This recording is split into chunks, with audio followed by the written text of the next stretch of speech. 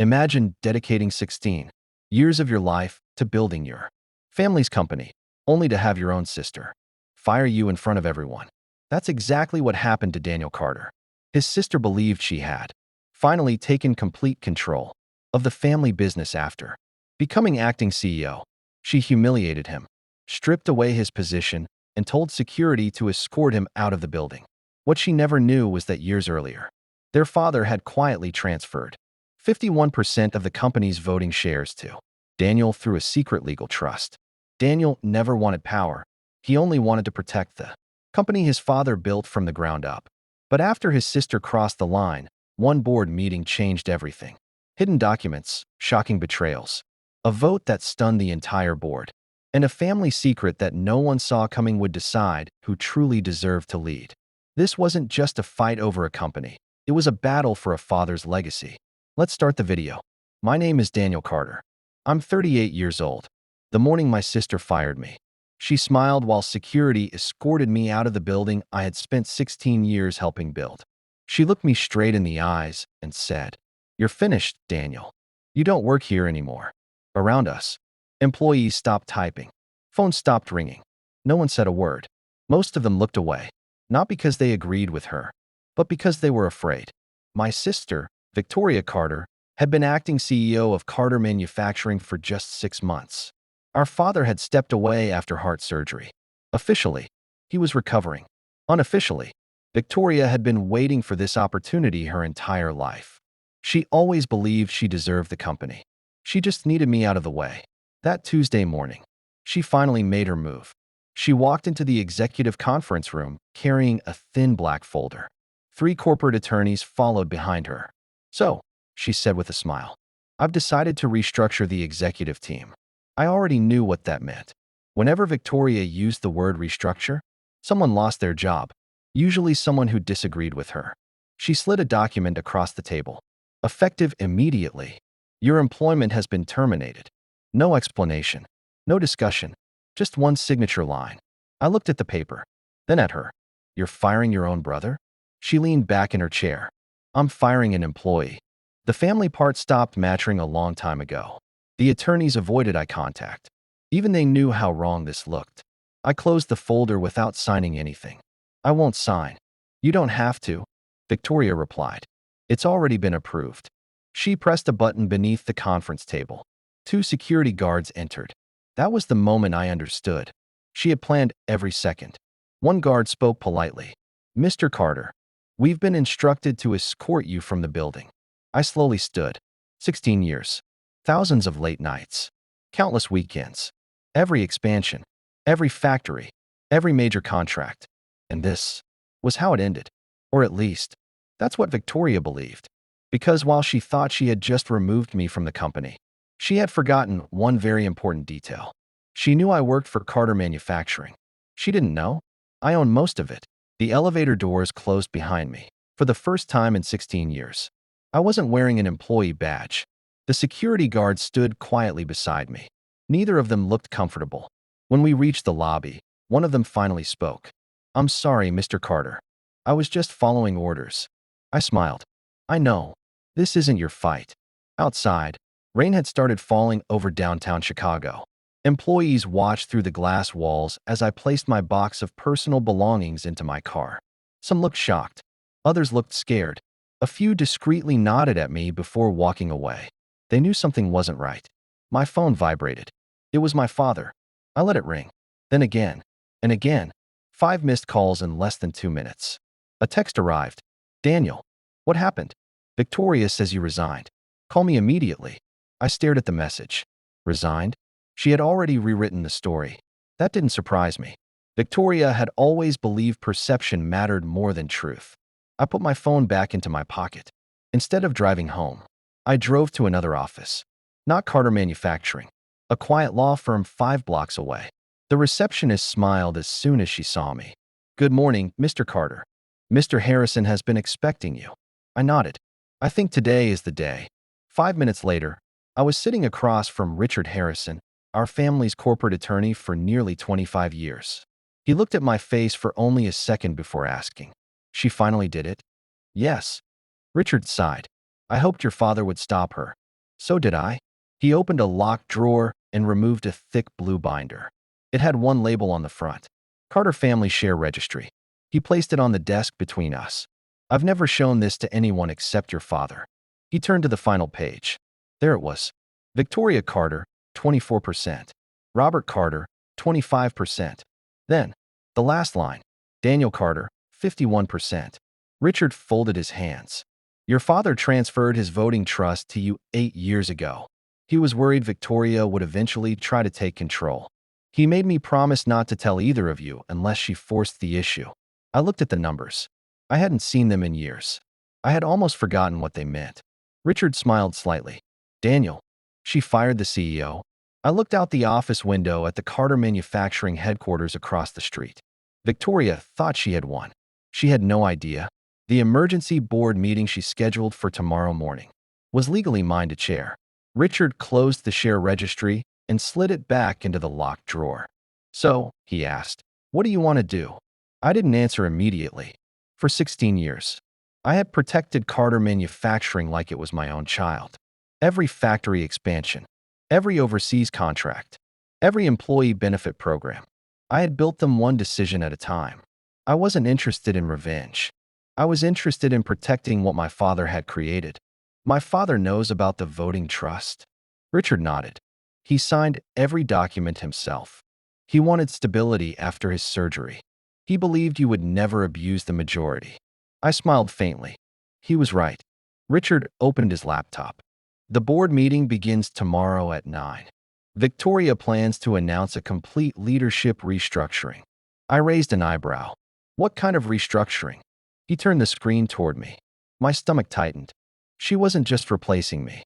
She planned to eliminate 3 senior executives: our CFO, our operations director, and the head of manufacturing, people who had worked beside my father for decades. Their only mistake was refusing to agree with Victoria. Then I noticed something worse. She had prepared documents to sell our Ohio manufacturing plant, the oldest factory in the company. Nearly 800 employees worked there. The buyer?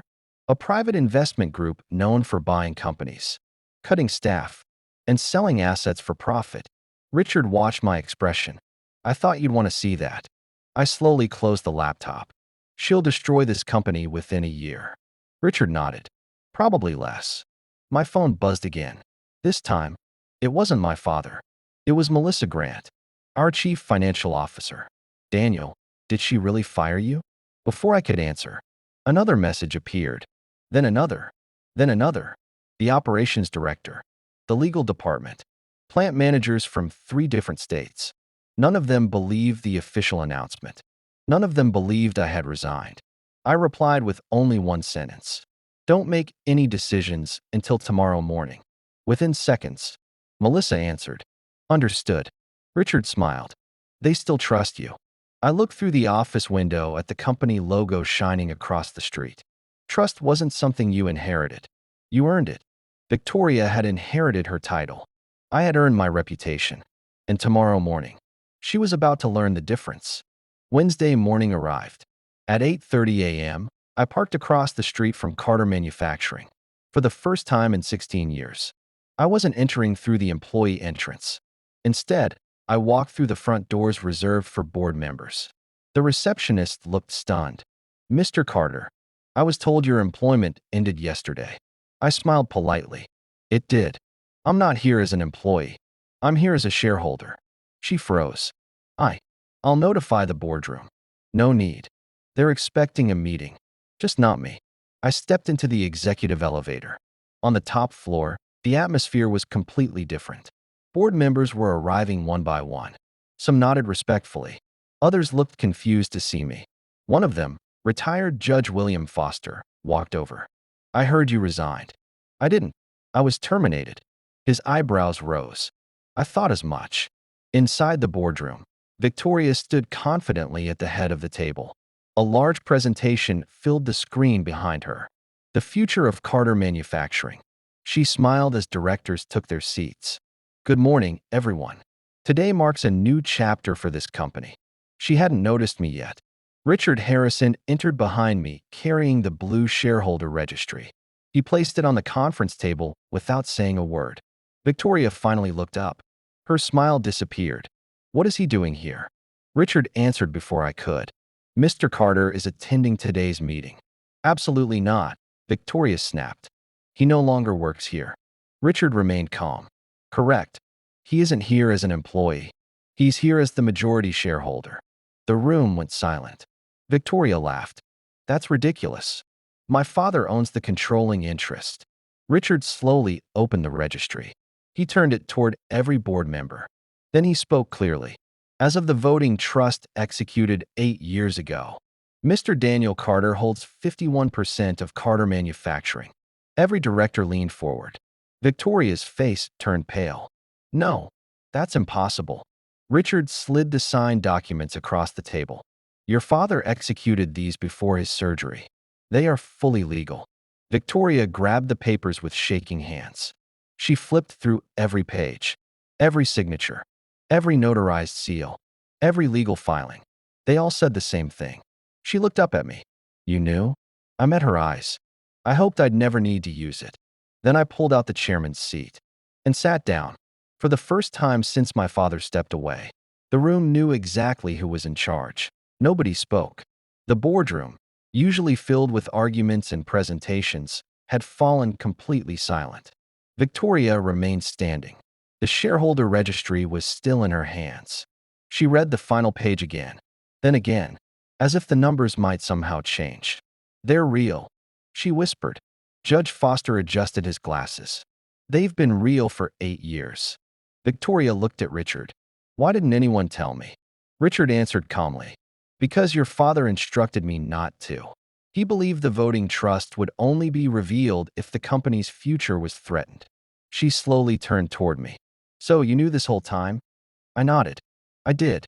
And you never used it? I never needed to. She laughed bitterly. You could have controlled every decision. I wasn't interested in control. I was interested in building the company. Several board members quietly nodded. Our CFO, Melissa Grant, finally spoke. That's true. For 16 years, Daniel never overruled a single board vote. He always convinced us with facts, never with power. Victoria looked around the room. For the first time, she realized she wasn't losing because of the shares. She was losing because no one trusted her. Trying to regain control, she cleared her throat. Fine.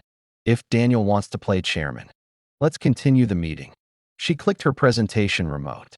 The screen displayed her first proposal. Sale of Carter Manufacturing's Ohio plant. She smiled confidently. This sale will increase short-term profits by $80 million. I looked at Melissa. How many employees work there? 782. And how many jobs will survive after the sale? Melissa looked down at the financial report.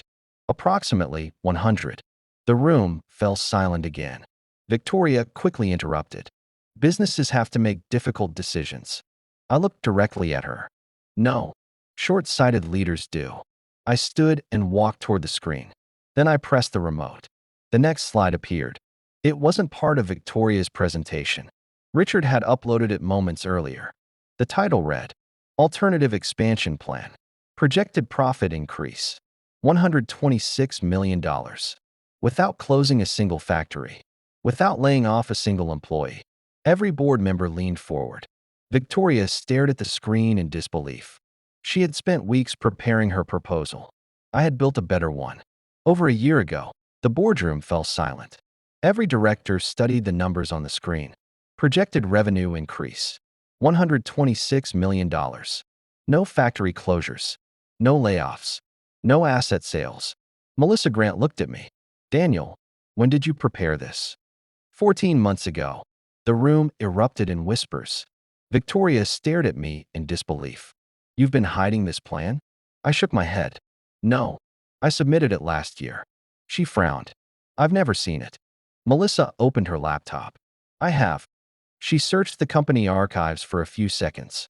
Then she turned the screen toward everyone. Expansion proposal, submitted by Daniel Carter. Status, rejected. The rejection date matched the week Victoria became acting CEO. Judge Foster looked at Victoria. You rejected a plan worth $126 million. Victoria crossed her arms. It was too risky. I smiled slightly. Read the reason you wrote. Melissa scrolled to the bottom. The board members read the rejection note together. Daniel receives too much credit inside this company. Future strategic initiatives should come from executive leadership. No one spoke. It wasn't rejected because it was a bad idea. It was rejected because my name was on it. Richard quietly closed his notebook. I believe that explains everything. Victoria suddenly stood. Fine. Maybe I made mistakes. But I'm still the acting CEO. She looked around the table. And I still have the authority to run this company. I slowly stood. You did. Then I picked up the shareholder registry. As majority shareholder, I officially call for a vote of no confidence. The room became completely silent. Victoria's face turned white. You can't be serious. Judge Foster answered before I could. He absolutely can. It's permitted under Article 7 of the company's bylaws. Richard placed voting cards in front of every director. Please cast your votes. One by one, the directors marked their decisions. No arguments. No discussions. Just the sound of pens moving across paper. Michael, the corporate secretary, collected the cards. He counted them twice. Then he looked up. His voice was calm. The motion passes. 9 votes in favor. 1 opposed. Victoria slowly closed her eyes. She already knew. She had cast the only vote against herself. No one applauded. There was no celebration. Just silence. Victoria remained seated, staring at the voting results as if refusing to believe them. 9 votes. Only 1 against. Her own. Richard Harrison stood first. Effective immediately. Victoria Carter is removed as acting chief executive officer. She looked at him in disbelief. You can't do this. Richard replied calmly. We already have. She turned toward the board. You've all worked with me for months. Melissa Grant answered quietly. We worked for you. We trusted Daniel. There was a difference. Victoria grabbed her tablet and slammed it onto the table. This is a setup. You've all been planning this behind my back. Judge Foster folded his hands. No. You planned your own downfall the moment you started treating people like they were disposable. The room fell silent again. I stood and walked to the head of the table. The same chair my father had occupied for nearly 30 years. I didn't sit. Not yet. Instead, I looked around at every director. My first decision as majority shareholder is to cancel the sale of the Ohio plant. Melissa smiled for the first time that morning. I'll notify the legal department immediately.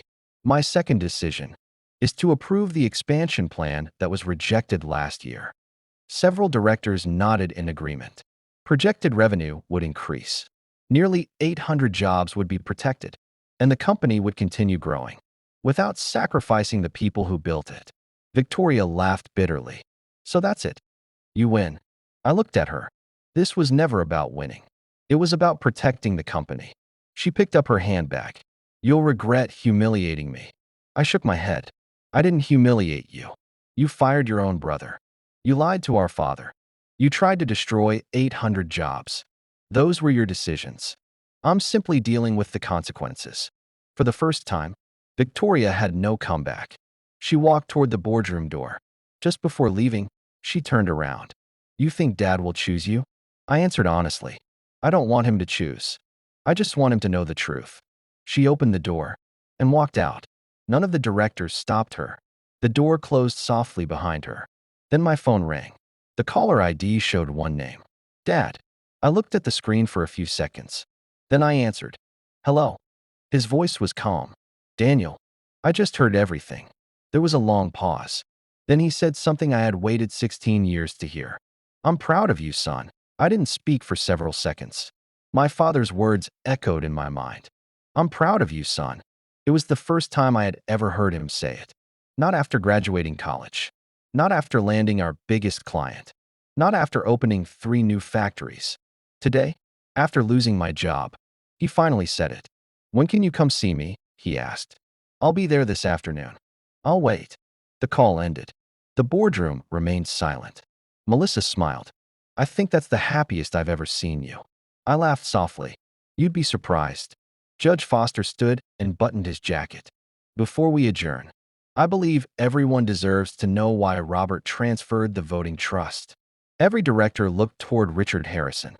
The attorney nodded. 8 years ago, Robert Carter believed retirement was approaching. He wanted both of his children involved in the company. But he noticed something. He paused. Victoria wanted authority. Daniel accepted responsibility. Those aren't the same thing. No one argued. Richard continued. Robert told me something I've never forgotten. He opened an old leather notebook. I wrote his exact words. He adjusted his glasses and read aloud. If my son ever uses these shares for himself, I chose the wrong person. If he only uses them to protect the company, then he'll prove why I gave them to him. The room fell silent. Melissa quietly wiped away a tear. Richard closed the notebook.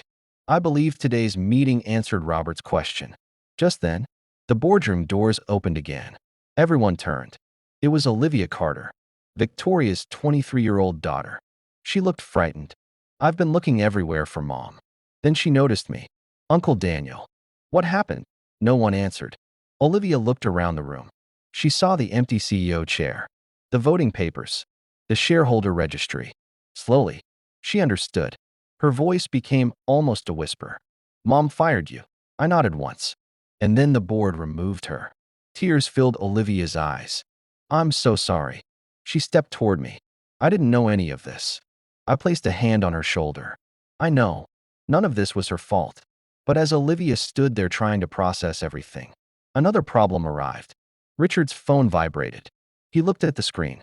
His expression changed immediately. He looked directly at me. Daniel, you need to see this. Richard turned his phone toward me. The screen displayed an email marked urgent. The sender was our head of compliance. The subject line read, Possible insider trading investigation. My stomach tightened. Open it, I said. Richard tapped the message. Mr. Harrison, this morning, before the board meeting began, we discovered unusual trading activity involving Carter Manufacturing stock. Over the past 48 hours, nearly $4 million worth of company shares were quietly sold through accounts connected to Carter Capital Holdings. Melissa frowned. Carter Capital? That's Victoria's investment company. Richard nodded. The email continued. The sales began less than 2 hours after Daniel Carter was terminated. We believe confidential information may have been used before it became public. The room fell silent. Judge Foster slowly removed his glasses. If that's true, it's a federal offense. Before anyone could respond, the conference room door opened. Victoria walked back inside. She looked calmer than before. I forgot my laptop. She stopped the moment she noticed every eye in the room. What? Richard spoke first. Victoria, did you authorize the sale of Carter Manufacturing shares yesterday afternoon? Her expression changed for just a second. It was enough. I don't know what you're talking about. Melissa opened the trading report. The transactions came from Carter Capital Holdings. That's your company. Victoria crossed her arms. I have every right to sell my own investments. Judge Foster leaned forward. Not if you traded using confidential corporate information before the market received it. Her confidence began to crack. I was just protecting my assets. I looked directly at her. Or, were you preparing for the company's stock price to collapse after announcing the factory sale? No answer. Richard quietly closed his folder. I've already contacted outside counsel, and the Securities Commission has requested copies of today's board minutes. Victoria's face turned completely white. This is insane. You'd report your own sister? I shook my head. No, you reported yourself. The room remained silent. For the first time since this began, Victoria looked genuinely afraid. And deep down, she knew this story was no longer about losing her job. It was about whether she would lose everything. 3 months later, Carter Manufacturing reported its strongest quarter in company history. The expansion plan was already underway. The Ohio plant remained open. Instead of laying off 782 employees, we hired another 146. The board promoted Melissa Grant to Chief Operating Officer. Richard Harrison announced his retirement after 38 years as the company's attorney. Before leaving, he handed me the same blue shareholder registry. It belongs in your office now, he said. I smiled. It belongs in the company's safe. My father trusted me. I don't ever want anyone thinking this business belongs to one person. Richard nodded. Your father chose well. The investigation into Victoria continued for weeks. Federal regulators found that the stock sales had been poorly timed, but there wasn't enough evidence to prove insider trading beyond the legal standard. She avoided criminal charges. However, the board permanently removed her from every executive position. She also resigned from Carter Capital Holdings after investors lost confidence. For the first time in her career, she had to start over. One Friday evening, my father asked me to meet him at the original Ohio factory, the same building where he had started with only 12 employees nearly 40 years earlier. We walked through the production floor together. Workers waved as we passed. Some shook my hand. Others simply smiled. Dad stopped beside the old company sign. "When I built this place," he said quietly, "I thought success meant making money." He looked around at the employees. I was wrong. He placed his hand on my shoulder. "Success is leaving people better off than you found them." Then he handed me a small brass nameplate. It had been on his office door for decades. "Robert Carter, Chief Executive Officer." I looked at him. "I can't take this." He smiled. "I'm not giving you my job. I'm giving you a reminder." He pointed toward the factory floor. "Those people are the company, never the title on the door." A year later, we opened our fourth manufacturing facility. Every employee from the Ohio plant was still with us. Some had even been promoted. At the grand opening, I stood beside my father as he cut the ribbon. Reporters asked who deserved the credit for saving Carter Manufacturing. I looked toward the hundreds of employees standing behind us. Then I answered, "Not me. A company isn't saved by the person who owns 51% of the shares. It's saved by the people who give 100% of themselves every single day." The applause that followed wasn't for me. It was for them. And for the first time in my life, I knew exactly what kind of legacy I wanted to leave. The end.